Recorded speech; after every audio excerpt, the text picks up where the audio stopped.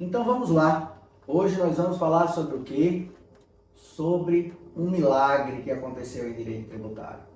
Nós tivemos algumas alterações muito relevantes na tabela progressiva do imposto de renda à pessoa física. Essa tabela, ela merece ainda muitos retoques. É uma tabela que ela é muito criticada por nós, analistas de direito tributário, porque nós entendemos que ela não recompõe nem minimamente a inflação, a perda do poder de aquisição da população e mantém ainda, a cada ano, um aumento significativo das pessoas e da capacidade financeira delas. Mesmo assim, é dela que nós vamos falar. Então, se esse conteúdo lhe agregar de alguma forma, se isso trouxer para você algum conhecimento que você ainda não tinha, considere se inscrever no canal. Se isso não acontecer, não precisa. Segure sua mãozinha e não se inscreva no canal até que você esteja convencido disso. Vamos voltar um pouquinho. Lá em 1994, quando surgiu o Plano Real, essa tabela do imposto de renda ela passou a existir. E naquela ocasião, a título de conhecimento, deveriam ser pagos o imposto de renda por todas aquelas pessoas que recebessem a partir de R$ 661,80, quando o salário mínimo representava R$ 64,79. Isso mesmo, o salário mínimo chegou a R$ 64,79 em 1994, logo ali no início do seu Plano Real. O que isso quer dizer? Isso quer dizer que quem recebesse mais de 10 salários mínimos iria entrar na primeira faixa de pagamento do imposto de renda. Essa não é mais a realidade de hoje em dia. Certamente nós poderemos perceber que 10 salários mínimos como isenção é algo que ficou muito lá atrás. Isso por quê? Isso acontece porque os governos, e aí eu não me refiro a A ou a B, mas a todos eles têm essa sede de arrecadação. E quanto menor for a parcela isenta de pessoas que não pagam o imposto de renda, melhor para a arrecadação dos estados, para a arrecadação da União, para os repasses constitucionais, para os municípios, para os estados. Mais dinheiro estará entrando nos cofres públicos. Dessa forma, é disso que a medida provisória 1171 de 2023 veio a fazer algumas alterações. Essa medida provisória, ela fez, em linhas gerais, uma alteração que pode ser definida entre a metodologia de dedução de parcelas de imposto de renda. Você poderia, há muitos anos, e ainda pode fazer, a dedução analítica do imposto de renda, incluindo, portanto, todas as parcelas que são dedutíveis. As contribuições sociais, da Previdência, as parcelas pagas a título de despesas médicas, como já são amplamente conhecidas, elas são parcelas dedutíveis. A medida provisória 2023, ela trouxe uma segunda metodologia de dedução dessas parcelas, que foi a metodologia de permitir genericamente que se use 25% da tabela de alíquota zero como parcela dedutível, independente de quais foram os rendimentos não tributáveis que você teve. Então perceba que existe uma opção, existe sim, agora a opção entre você migrar a parcela dedutível de 25% da alíquota zero, daquele montante estabelecido como alíquota zero, ou apresentar analiticamente todos os seus rendimentos dedutíveis. Isso traz um benefício, inegavelmente traz. Mas ele só traz o benefício para quem está na primeira margem de tributação do imposto de renda. As pessoas que estão ali na segunda cadeia, na terceira, na quarta cadeia, que pagam acima de 7,5%, que pagam os 22%, que pagam os 27,5%, a elas não é interessante usar essa metodologia. Então, beneficiou efetivamente, como era o projeto, um grupo de pessoas que recebem rendimentos tributáveis na primeira faixa de tributação. Desde 2015, a parcela de isenção era estabelecida em R$ 1.903,98. Essa isenção mudou. Ela foi, portanto, a partir de maio de 2023, ampliada para R$ 2.112. Isso trouxe alguns benefícios, inegavelmente.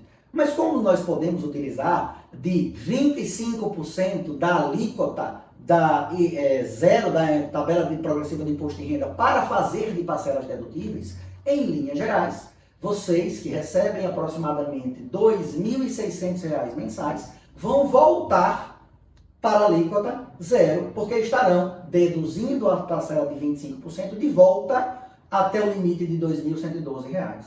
Então, em linhas gerais, aquele que recebe aproximadamente R$ 2.600, ainda assim estará isento de pagar o imposto de renda, utilizando-se da segunda metodologia de dedução, que é a metodologia em abstrato, de usar 25% da primeira faixa de isenção. Isso traz, sim, inegavelmente benefício a uma série de contribuintes, principalmente sabendo que os salários mínimos pagos, na sua grande maioria, orbitam entre um salário e 3 salários. Essa metodologia do Ministério do Trabalho, ela se revela muito forte. E a estas pessoas, então, nós tivemos ali um acréscimo patrimonial por elas estarem isentas do pagamento do imposto de renda. Como era? Os salários recebidos antes dessa alteração era dividido em 5 faixas e assim continuou dividido em 5 faixas. Antes de 2023, a primeira faixa era definida por rendimentos até R$ 1.903,98, que tinham alíquota zero. A segunda faixa era os rendimentos acima de R$ 1.903,99 e ia até R$ 2.826,65, pagando alíquota de 7,5%. Na terceira faixa, acima, portanto, de R$ 2.826,66 até R$ 3.751,05, se pagava uma alíquota de 15%. Acima de R$ 3.751,06 até R$ 4.664,68, a alíquota era de 22,5%. E terminavam essa tabela com os rendimentos recebidos acima de R$ 4.664,69, onde se pagava 27,5%. Já com a alteração, nós observamos que a primeira alíquota saltou de R$ 1.903 para R$ 2.112 na isenção. A segunda alíquota saltou de 1.903 a 2.800 para 1.112 até R$ 2.826,65. Percebam então que a partir da primeira alíquota de tributação, ela ficou muito semelhante, com diferenças ali de 10 a 12 reais. Portanto, o benefício maior está efetivamente na primeira alíquota de tributação. Uma curiosidade nessa metodologia de cálculo de imposto de renda é que aqueles que recebem rendimentos que são pagos a alíquota de 22%, de 27,5% de tributação, eles não pagam todos os rendimentos que recebem em uma única alíquota. Eles progridem na tabela do imposto de renda. Portanto, os rendimentos até 2.826, mesmo daqueles trabalhadores que recebem 5.000, 6.000, até 2.826, eles vão pagar uma alíquota de 7,5%. O que exceder, ele passa para a próxima faixa progressiva. Até R$ 3.751, eles vão pagar uma segunda alíquota de 15%. Da mesma forma, até R$ 4.664 se paga uma alíquota de 22,5%. E acima dela, somente acima dela, é que se pagam alíquotas de 27,5% de imposto de renda. Então perceba que quem paga 27,5% de imposto de renda passou por todas as alíquotas, inclusive pela isenção. Os primeiros rendimentos até a isenção, a alíquota foi zero, seguimos para as alíquotas seguintes e assim é calculado toda a tributação que o contribuinte vai pagar na modalidade de imposto de renda à pessoa física. Isso, meus caros, não é uma tributação que nós podemos desconsiderar, até porque tiveram também alterações dentro do rol dos investidores.